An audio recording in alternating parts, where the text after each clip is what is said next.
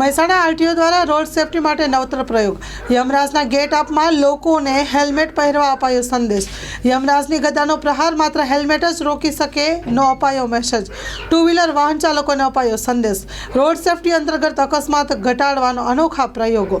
Story report by Mayur Pandya. Road safety મંચ 2025 અંતર્ગત આજે અવેરનેસના જે કાર્યક્રમો જે કરીએ છીએ એની અંદર આજે એક નવતર પ્રયોગ કર્યો છે કે જેમાં મહેસાણા જિલ્લાના જે રાધનપુર ચોકડી અને ડેરી રોડ છે, ડેરી રોડ ઉપર જે લોકો રોડ સેફટીના નિયમોનું પાલન નથી કરતા, હેલ્મેટ સીટ બેલ્ટ નથી પહેરતા, એવા લોકો માટે આજે એક સોફ્ટ એન્ફોર્સમેન્ટનો કાર્યક્રમ કર્યો છે કે જેની અંદર જે લોકો પાલન કરે છે એમના માટે ચોકલેટ અને ફૂલનું એમને અભિવાદન કરી એમને પ્રોત્સાહિત કર્યા છે।